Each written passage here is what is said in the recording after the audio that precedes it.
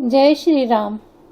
तुलसीदास कृत रामचरितमानस के दोहे व चौपाइयाँ अर्थ सहित सुनाकर मैं माधुरी श्री राम के गुणों का वर्णन करती हूँ। यह प्रयास उन राम भक्तों के लिए है जो रामचरितमानस का अर्थ सहित रसास्वादन करना चाहते हैं। उनके लिए यह सुनना स्वयं के पढ़ने के समान है। भगवान श्री राम रामचरितमानस सुनने, पढ़ने व सुनाने वाले की भली करें। जय श्री राम। ओम श्री परमात्मने नमः।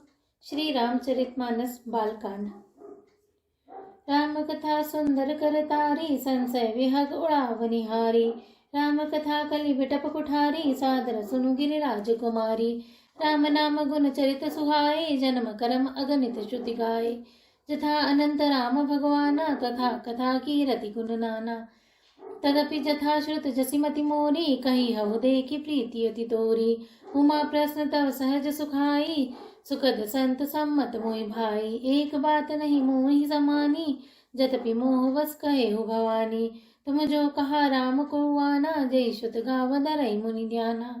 कहे सुनहि अस अधम नर, ग्रसे जो मोह पिसाच।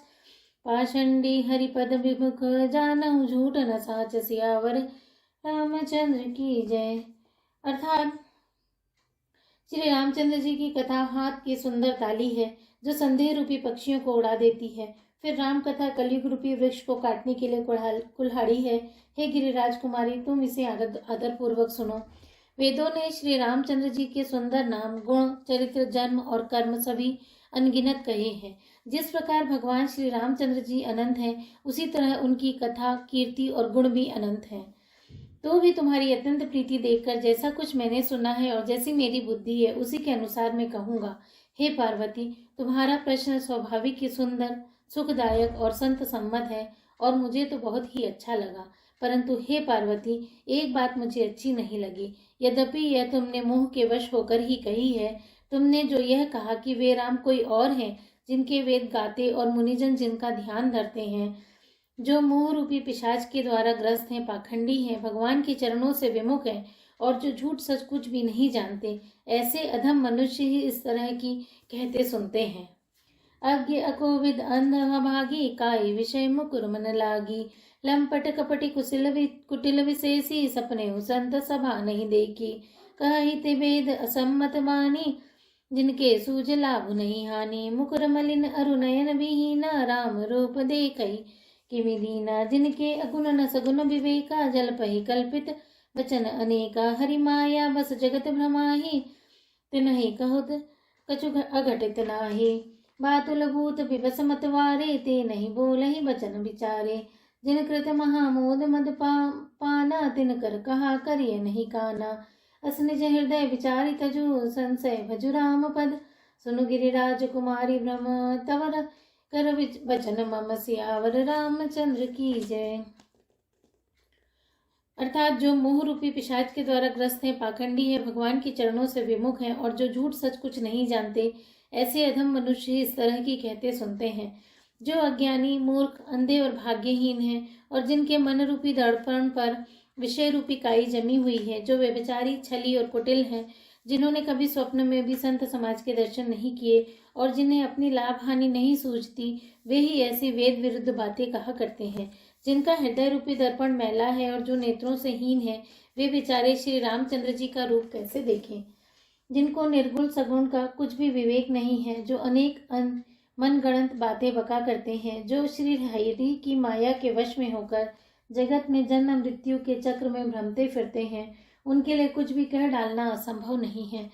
जिन्हें वायु का रोग, सन्निपात, उन्माद आदि हो गया हो, जो भूत के वश हो गए हों, जो नशे में चूर हों, ऐसे लोग विचार कर वचन नहीं बोलते। जिन्होंने महामोह रूपी मदिरा पी रखी है, उनके कहने पर कान न देना चाहिए। अपने हृदय में ऐसा विचार कर संदेह छोड़ दो और श्री रामचंद्र जी के चरणों को भजो। हे पार्वती, भ्रम रूपी अंधकार के नाश करने के लिए सूर्य की किरणों के समान मेरे वचनों को सुनो। सगुनहि अगुनहि नहीं कुछ भेदा, गावहि मुनि पुराण बुध भेदा।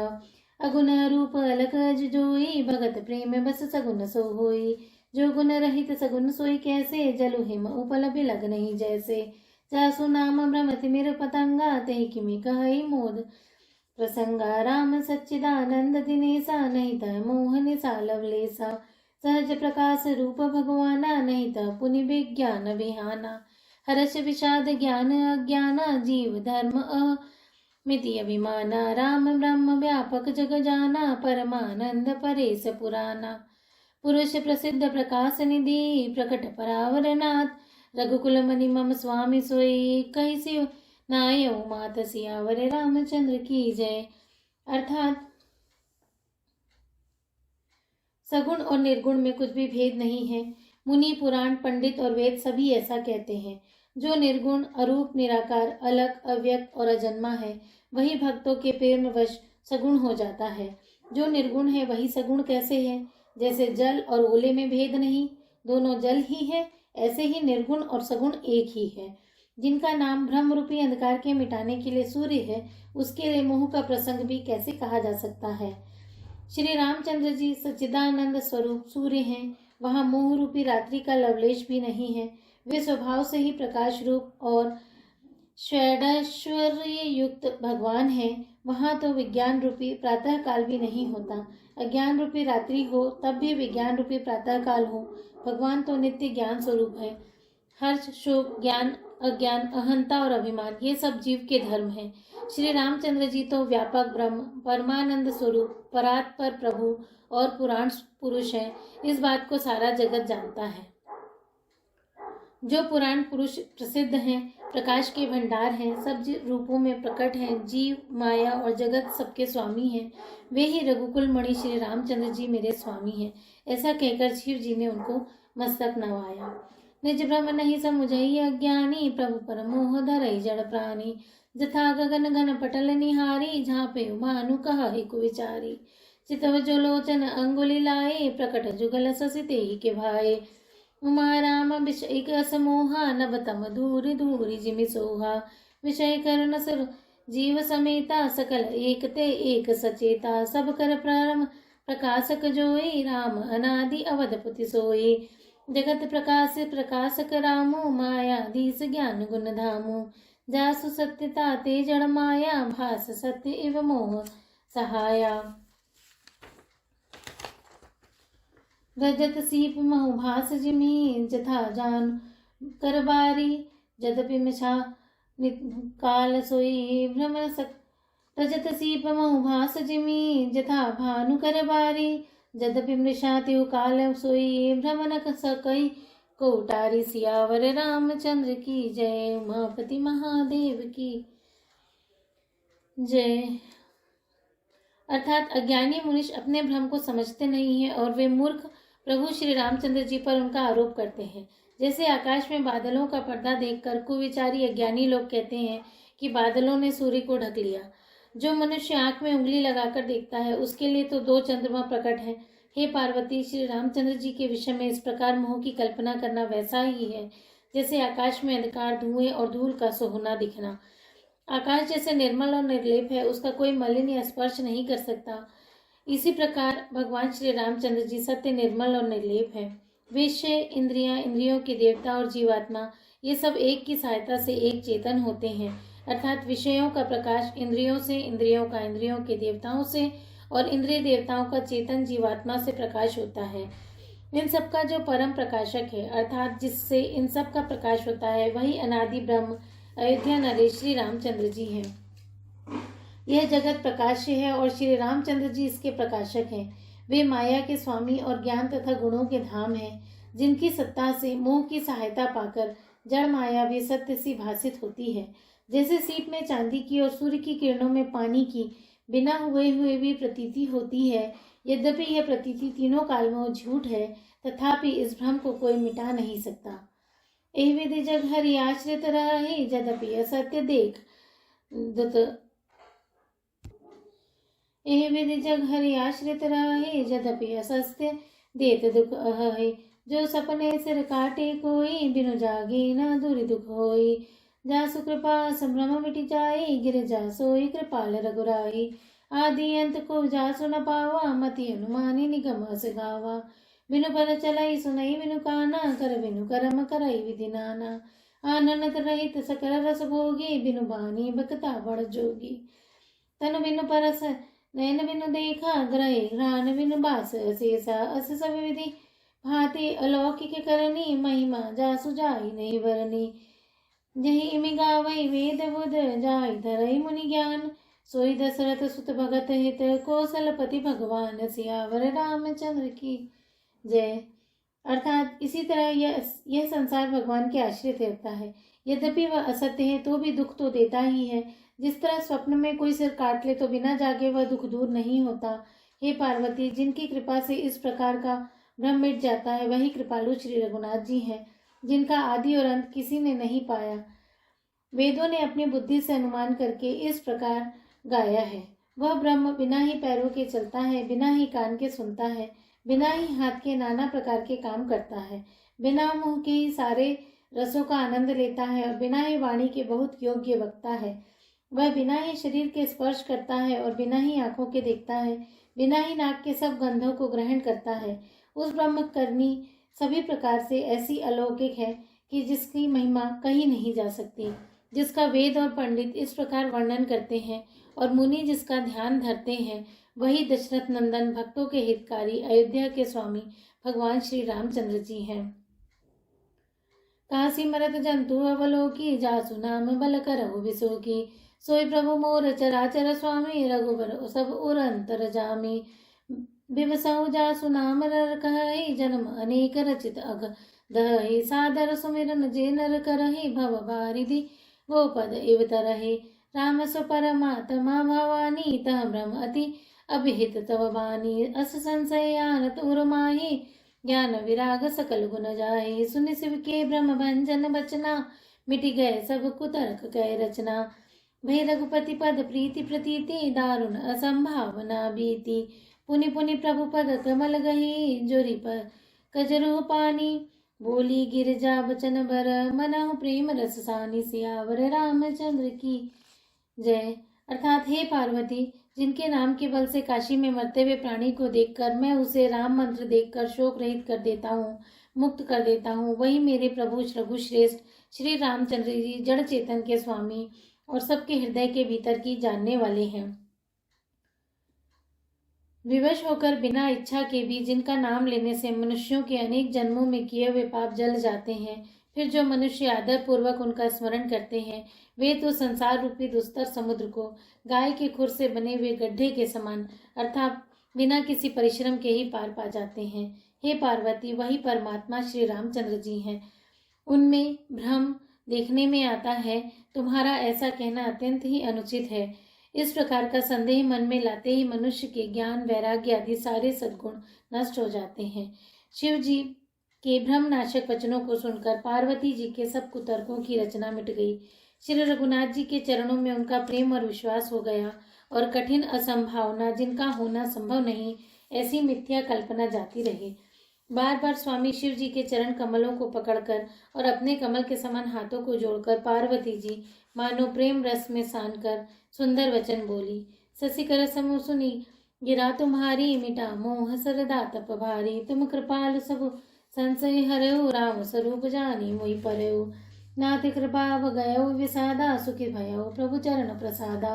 अब मोहि आपनि किंकर जानी, जदपि सहज जड़ नारी अयानी। प्रथम जो मैं पूछा सोई कहूँ, जो मोह पर प्रसन्न प्रभु आहू। राम ब्रह्म चिन्मय अविनाशी, सर्वरहित सब उर्पुरवासी। दात धरे नर तनु के हेतु, मोनि समुझाई कहो वृष केतु। माँ वचन सुनि परम विनीता, राम कथा पर प्रीति पुनीता। ये हर्षे कामारी तव, शंकर सहज सुजान।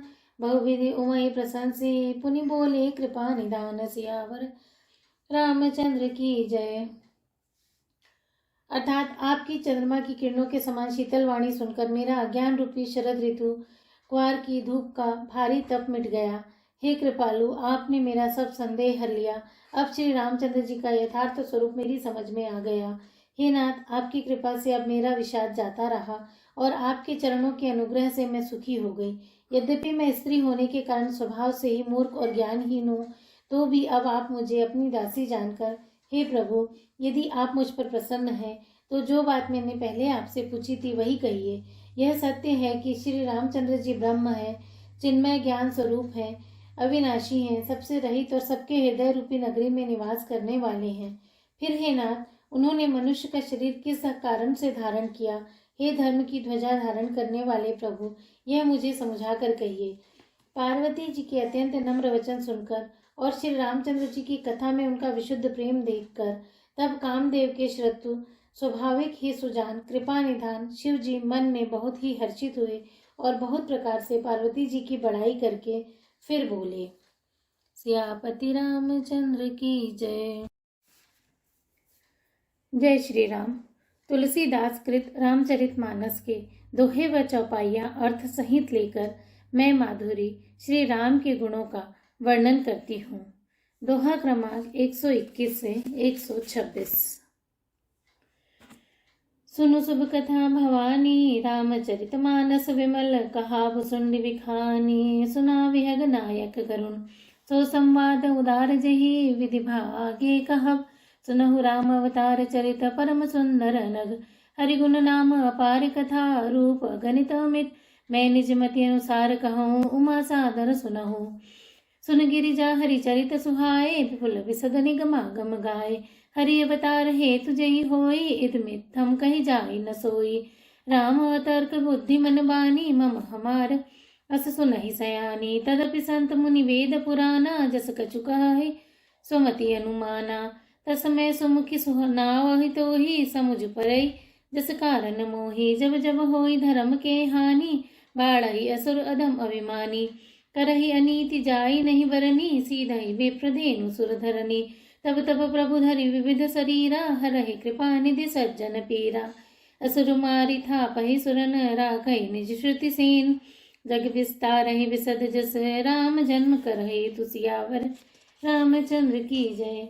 अर्थात कृपा निधान शिवजी मन में हर्षित हुए और पार्वती की बड़ाई करते हुए बोले, हे पार्वती, निर्मल रामचरितमानस की वह मंगलमयी कथा सुनो जिसे काकभूषुंडी ने विस्तार से कहा और पक्षियों के राजा गरुण जी ने सुना था। यह श्रेष्ठ संवाद जिस प्रकार हुआ वह मैं आगे कहूँगा। अभी तुम श्री रामचंद्र जी के अवतार का परम सुंदर और पवित्र पाप नाशक चरित्र सुनो। श्री हरि के गुण, नाम, कथा और रूप सभी अपार, अगणित और असीम है। फिर भी हे पार्वती, मैं अपनी बुद्धि के अनुसार कहता हूँ, तुम आदर पूर्वक सुनो। हे पार्वती सुनो, वेद शास्त्रों ने श्री हरि के सुंदर, विस्तृत और निर्मल चरित्रों का गान किया है। हरि का अवतार जिस कारण से होता है वह कारण बस यही है, ऐसा नहीं कहा जा सकता। अनेकों कारण हो सकते हैं और ऐसे भी हो सकते हैं जिन्हें कोई जान ही नहीं सकता। हे सयानी सुनो, हमारा मत तो यह है कि बुद्धि, मन और वाणी से श्री रामचंद्र जी की तर्कना नहीं की जा सकती। तथापि संत, मुनि, वेद और पुराण अपनी अपनी बुद्धि के अनुसार जैसा कुछ कहते हैं और जैसा कुछ मेरी समझ में आता है, हे सुमुखी, वही कारण मैं तुमको सुनाता हूँ। जब जब धर्म का रास होता है और नीच अभिमानी राक्षस बढ़ जाते हैं और वे ऐसा अन्याय करते हैं कि जिसका वर्णन नहीं हो सकता, तथा ब्राह्मण, गौ, देवता और पृथ्वी कष्ट पाते हैं, तब तब वे कृपा निधान प्रभु भांति भांति के दिव्य शरीर धारण कर सज्जनों की पीड़ा हरते हैं।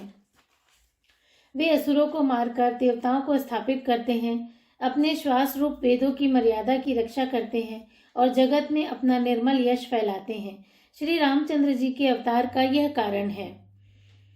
सोई जस गाई भगत भवतरहि, कृपा सिंधु जन हित तनु धरहि। राम जन्म के हेतु अनेका, परम विचित्र एक ते एका। जन्म एक दुई कहु बखानी, सावधान सुनु सुमति भवानी। द्वारपाल हरि के प्रिय दो, जय अरु विजय जान सबको। विप्र श्राप ते दूनौ भाई, तामस असुर देह तिन पाई।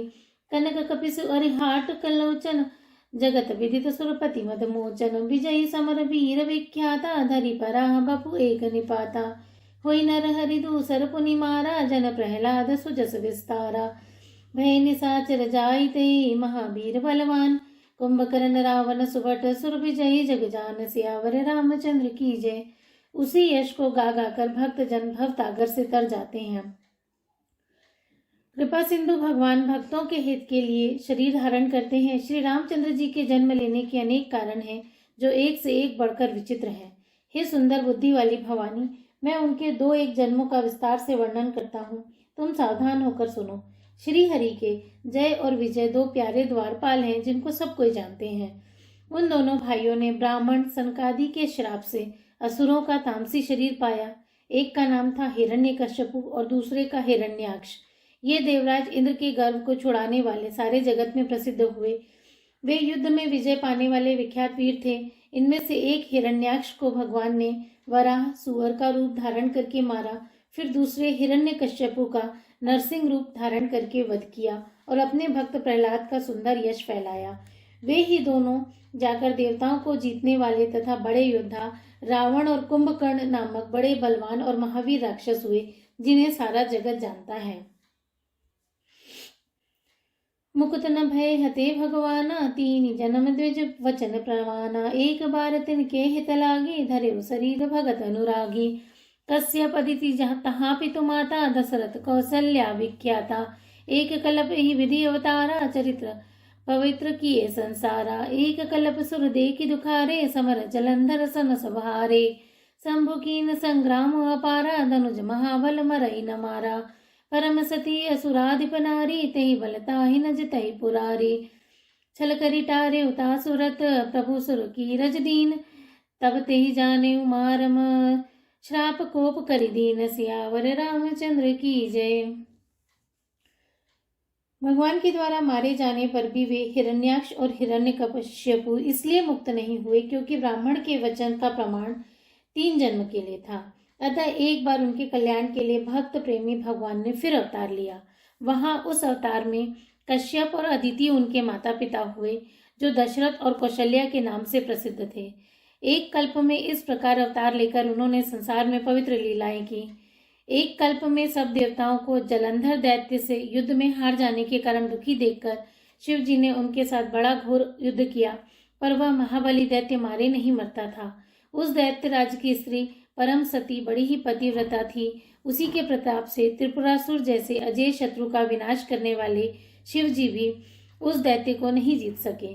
प्रभु ने छल से उस स्त्री का व्रत भंग कर देवताओं को काम किया। जब यह उस स्त्री ने भेद जाना, तब उसने क्रोध करके भगवान को श्राप दिया। तासु श्राप हरिदीन प्रमाना, कौतुक निधि कृपाल भगवाना। तहा जलंधर रावण भयउ, रनहति राम परम पद दयउ। एक जन्म कर कारण एहा, जही लगी राम नर धरी नर देहा। प्रति अवतार कथा प्रभु केरी, सुन मुनि वरनि कबिन घनेरी। नारद श्राप दीन एक बारा, कलप एक तेहि लगी अवतारा। गिरजा चकित भई सुनि वानी, नारद विष्णु भगत पुनि ज्ञानी। कारण कवन श्राप मुनि दीना, का अपराध रमापति कीना। यह प्रसंग मोहि कहो पुरारी, मुनि मम मोह अचरज भारी। बोले भी हसी महेश तब, ज्ञानी गुण मूढ़ न कोई। जही जस रघुपति करहि तब, सो तस ही छन होई। कहु राम गुण गाथ, भरद्वाज सादर सुनहु। भव भंजन रघुनाथ भजो, तुलसी तजि मान मद। सियावर रामचंद्र की जय। अर्थात लीलाओं के भंडार कृपालु हरि ने उस स्त्री के शाप को प्रामाण्य किया, स्वीकार किया। वही जलंधर उस कल्प में रावण हुआ, जिसे श्री रामचंद्र जी ने युद्ध में मारकर परम पद दिया। एक जन्म का कारण यह था जिससे श्री रामचंद्र जी ने मनुष्य देह धारण किया। हे भरद्वाज मुनि, सुनो, प्रभु के प्रत्येक अवतार की कथा का कवियों ने नाना प्रकार से वर्णन किया है। एक बार नारद जी ने श्राप दिया, अतः एक कल्प में उसके लिए अवतार हुआ। यह बात सुनकर पार्वती जी बड़ी चकित हुई और बोली कि नारद जी तो विष्णु भक्त और ज्ञानी है, मुनि ने भगवान को श्राप किस कारण से दिया? लक्ष्मीपति भगवान ने उनका क्या अपराध किया था? हे पुरारी शंकर जी, यह कथा मुझसे कहिए। मुनि नारद के मन में मोह होना बड़े आश्चर्य की बात है। तब महादेव जी ने हंसकर कहा, ना कोई ज्ञानी है ना मूर्ख। श्री रघुनाथ जी जब जिसको जैसा करते हैं वह वैसा उस क्षण हो जाता है। याज्ञवल्क्य जी कहते हैं, हे भरद्वाज, मैं श्री रामचंद्र जी के गुणों की कथा कहता हूँ, तुम आदर से सुनो। तुलसीदास जी कहते हैं, मान और मद को छोड़कर आवागमन का नाश करने वाले रघुनाथ जी को भजो। हिमगिरि गुहा एक अति पावनी, बह समीप सुर सरि सुहावनी। आश्रम परम पुनीत सुहावा, देखी देव ऋषि मन अति भावा। निरखि सैल सरी विपिन विभागा भय रमापति पद अनुरागा सुमिरत हरि श्राप गति बाधी सहज विमल मन लागी समाधि मुनि गति देखि सुरेश डेराना काम ही बोली कीन सन्माना सहित सहाय जाहू मम हेतु चले हिरषि जय जलचर केतु सुना सीर मन महु अति रासा चहत देव ऋषि मम पुरवासा जे कामी लोलुप जग माहे कुटिल काक एव सब ही डराहे सूख हाड़ ले भाग सठ स्वान निरखि मृगराज चीनी ले जनि जान जड़ तिम सुरपति ही न लाज सियावर रामचंद्र की जय। हिमालय पर्वत में एक बड़ी पवित्र गुफा थी। उसके समीप ही सुंदर गंगा जी बहती थी। वह परम पवित्र सुंदर आश्रम देखने पर नारद जी के मन को बहुत ही सुहावना लगा। पर्वत, नदी और वन के सुंदर भागों को देखकर नारद जी का लक्ष्मीकांत भगवान के चरणों में प्रेम हो गया। भगवान का स्मरण करते ही उन नारद मुनि के शाप की, जो श्राप उन्हें दक्ष प्रजापति ने दिया था, जिसके कारण वे एक स्थान पर ठहर नहीं सकते थे, गति रुक गई और मन के स्वाभाविक ही निर्मल होने से उनकी समाधि लग गई। नारद मुनि की यह तपोमय स्थिति देखकर देवराज इंद्र डर गया। उसने कामदेव को बुलाकर उसका आदर सत्कार किया और कहा कि मेरे हित के लिए तुम अपने सहायकों सहित नारद की समाधि भंग करने को जाओ। यह सुनकर मीन ध्वज कामदेव मन में प्रसन्न होकर चला। इंद्र के मन में यह डर हुआ कि देवर्षि नारद मेरी पूरी अमरावती का निवास राज्य चाहते हैं। जगत में जो कामी और लोभी होते हैं वे कुटिल कौवे की तरह सबसे डरते हैं। जैसे मूर्ख कुत्ता सिंह को देखकर सूखी हड्डी लेकर भागे और वह मूर्ख यह समझे कि कहीं उस हड्डी को सिंह छीन न ले, वैसे ही इंद्र को नारद जी मेरा राज्य छीन लेंगे ऐसा सोचते लाज नहीं आई।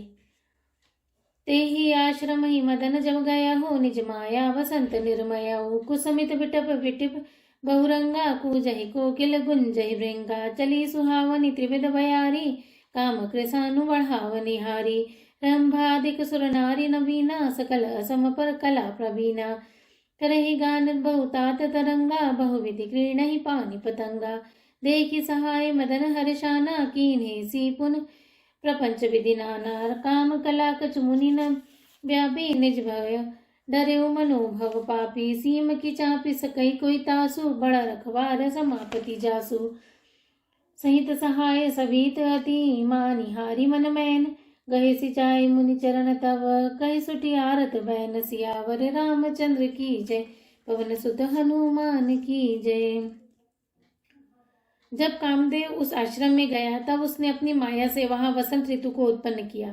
तरह तरह के वृक्षों पर रंग बिरंगे फूल खिल गए, उन पर कोयलें कूकने लगी और भौरे गुंजार करने लगे। कामाग्नि को भड़काने वाली 3 प्रकार की शीतल, मंद और सुगंध सुहावनी हवा चलने लगी। रंभा आदि नवयुवती देवांगनाएं जो सब की सब कला में निपुण थी, वे बहुत प्रकार की तानों की तरंग के साथ गाने लगी और हाथ में गेंद लेकर नाना प्रकार के खेल खेलने लगी। कामदेव अपने इन सहायकों को देखकर बहुत प्रसन्न हुआ और फिर उसने नाना प्रकार के माया जाल किए, परंतु कामदेव की कोई भी कला मुनि पर असर न कर सकी। तब तो पापी कामदेव अपने ही नाश के भय से डर गया। लक्ष्मीपति भगवान जिसके बड़े रक्षक हों, भला उसकी सीमा को कोई दबा सकता है। तब अपने सहायकों समेत कामदेव ने बहुत डरकर अपने मन में हार मानकर बहुत ही आर्त दीन वचन कहते हुए मुनि के चरणों को जा पकड़ा। सियावर रामचंद्र की जय। सियापति रामचंद्र की जय।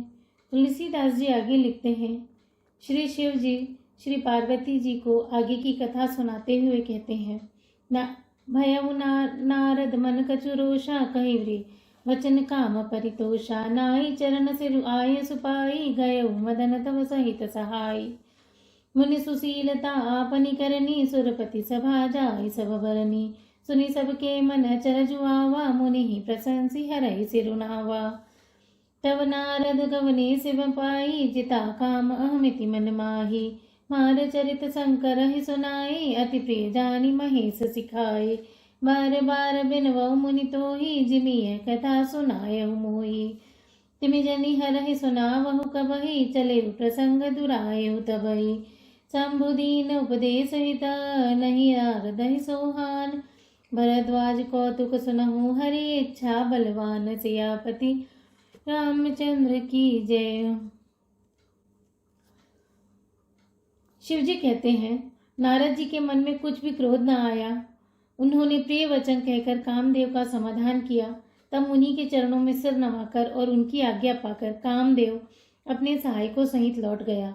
देवराज इंद्र की सभा में जाकर उसने मुनि की सुशीलता और अपनी करतूत सब कही, जिसे सुनकर सबके मन में आश्चर्य हुआ और उन्होंने मुनि की बड़ाई करके श्री हरि को सिर नवाया। तब नारद जी शिव जी के पास गए। उनके मन में इस बात का अहंकार हो गया कि हमने कामदेव को जीत लिया है, कि कामदेव हमारी समाधि भंग न कर सके। उन्होंने कामदेव के चरित्र शिव जी को सुनाए और महादेव जी ने उन नारद जी को अत्यंत प्रिय जानकर इस प्रकार शिक्षा दी। हे मुनि, मैं तुमसे बार बार विनती करता हूँ कि जिस तरह यह कथा तुमने मुझे सुनाई है उस तरह भगवान श्री हरि को कभी मत सुनाना। चर्चा भी चले तब भी इसको छिपा जाना। यद्यपि शिव जी ने यह हित की शिक्षा दी, पर नारद जी को वह अच्छी न लगी। हे भरद्वाज, अब कौतुक सुनो। हरि की इच्छा बड़ी बलवान है। राम कीन चन चाह है सोई होई, करे अन्यथा अस नहीं कोई। संभ वचन मुनि मन नहीं भाए, तब विरंच के लोक सिधाए। एक बार कर तलवर बीना, गावत हरि गुण गान प्रवीणा। क्षीर सिंधु गवने मुनि नाथा, जह बस श्रीनिवास श्रुति माता। हर्षि मिले उठी रमा निकेता, बैठे आसन ऋषि समेता। बोले भी हसी चराचर राया, बहुते दिनन कीन मुनि दाया। कामचरित नारद सब भाषे, यद्यपि प्रथम बिरज शिव राखे। अति प्रचंड रघुपति के माया, जहि नमो अस को जग जाया। रूख वदन करी वचन मृदु, बोले श्री भगवान। तुम्हारे सुमिरन ते मिटहि, मोह मार मदमान। सियावर राम चंद्र की जय। अर्थात श्री रामचंद्र जी जो करना चाहते हैं वही होता है। ऐसा कोई नहीं जो उसके विरुद्ध कर सके। श्री शिव जी के वचन नारद जी के मन को अच्छे नहीं लगे। तब वे वहां से ब्रह्मलोक को चल दिए। एक बार गान विद्या में निपुण मुनिनाथ नारद जी हाथ में सुंदर वीणा लिए हरि गुण गाते हुए क्षीर सागर को गए। वहां वेदों के मस्तक स्वरूप मूर्तिमान वेदांत तत्व लक्ष्मी निवास भगवान नारायण रहते हैं। रमा निवास भगवान उठकर बड़े आनंद से उनसे मिले और ऋषि नारद जी के साथ आसन पर बैठ गए। चराचर के स्वामी भगवान हंसकर बोले, हे मुनि, आज बहुत दिनों बाद दया की। यद्यपि श्री शिव जी ने उन्हें पहले से ही बरज रखा था, तो भी नारद जी ने कामदेव का सारा चरित्र भगवान को कह सुनाया। श्री रघुनाथ जी की माया बड़ी ही प्रबल है।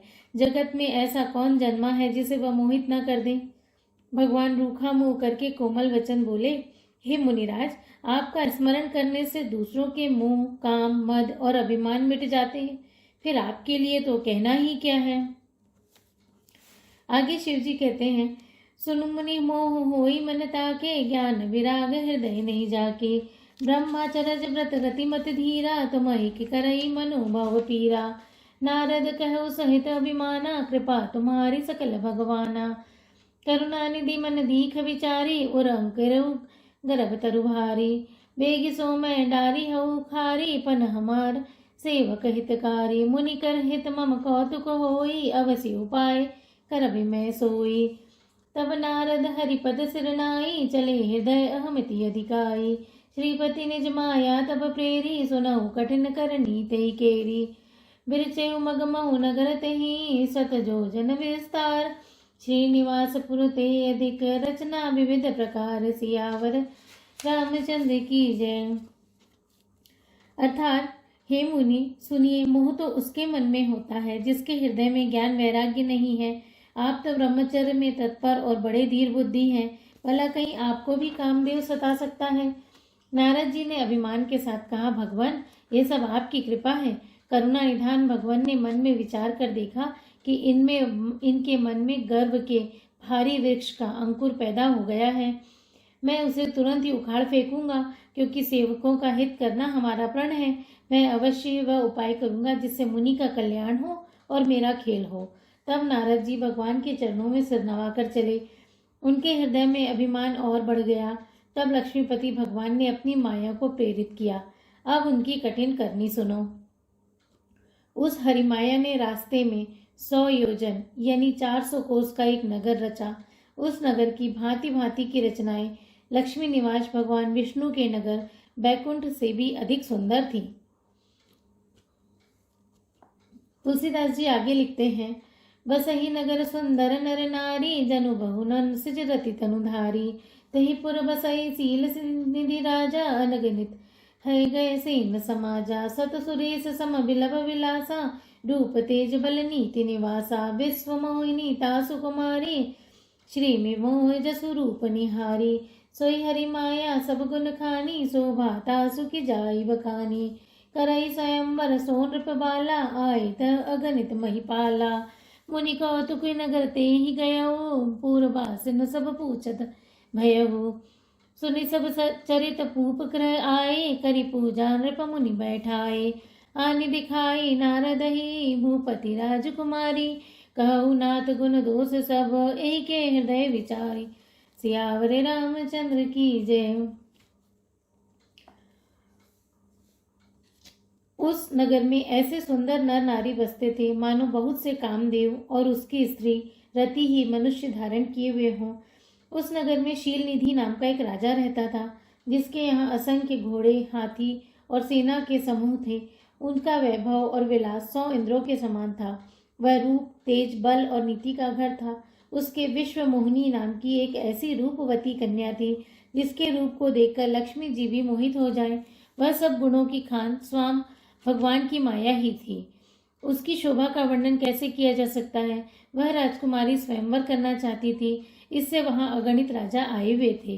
खिलवाड़ी मुनि नारद जी उस नगर में गए और नगर वासियों से उन्होंने सब हाल पूछा। सब समाचार सुनकर वे राजा के महल में आए। राजा ने पूजा करके मुनि को आसन पर बिठाया।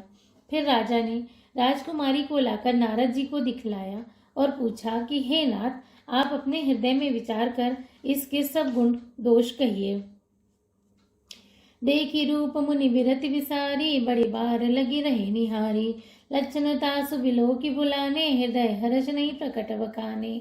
जो यही बरई अमर सोई होई, समरभूति ते जीत न कोई। से वही सकल चराचर ताही, बरई सील निधि कन्या जाई। लक्षण सब विचार उर राखे, कचुक बनाई भूप सन भाषे।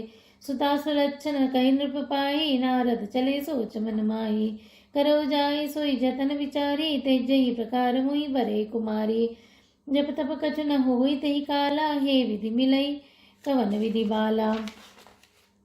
यही अवसर चाहिए परम, शोभा रूप विशाल।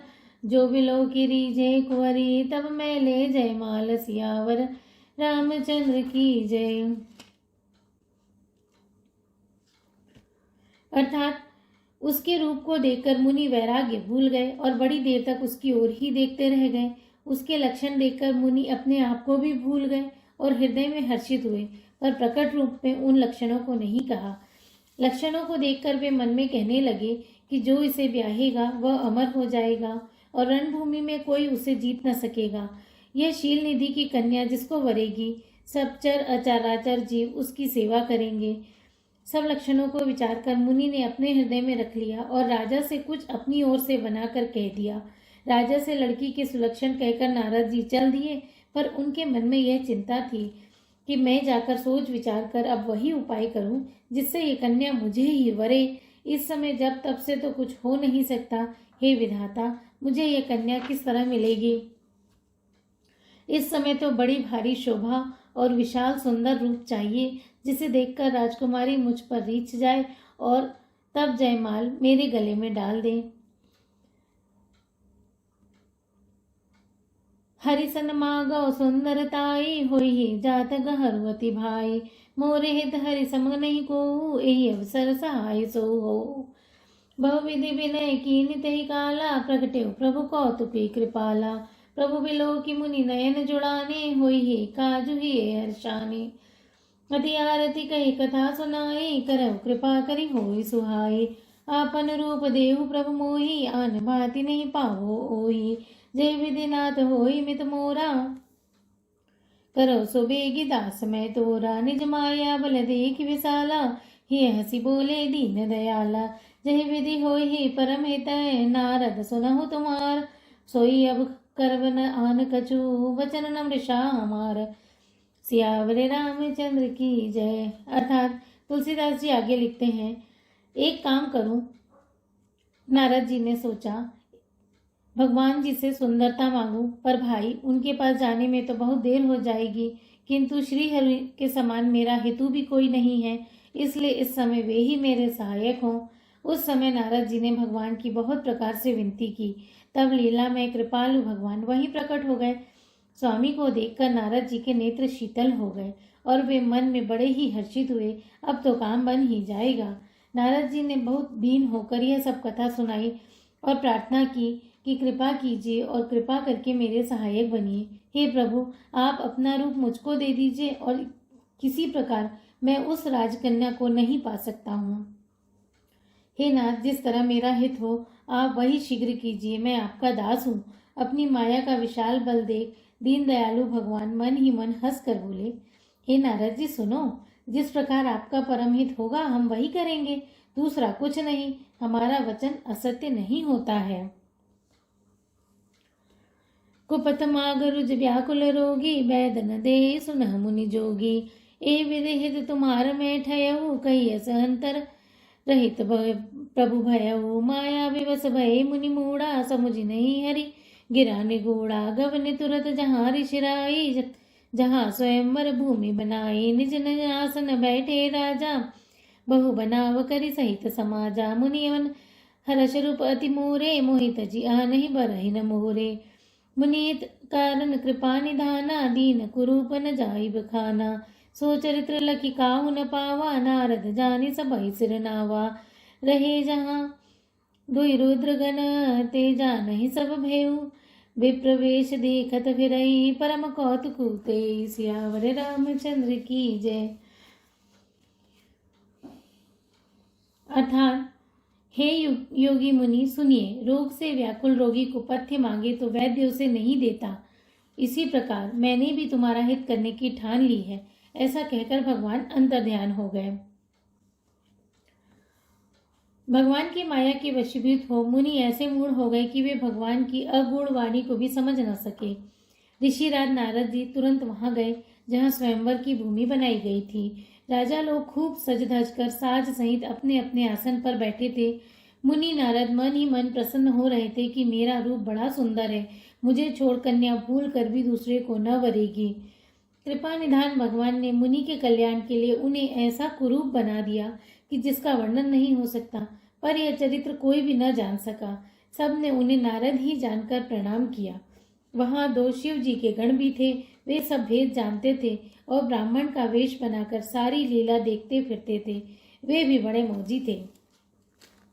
सियावर रामचंद्र की जय, पवन सुत हनुमान की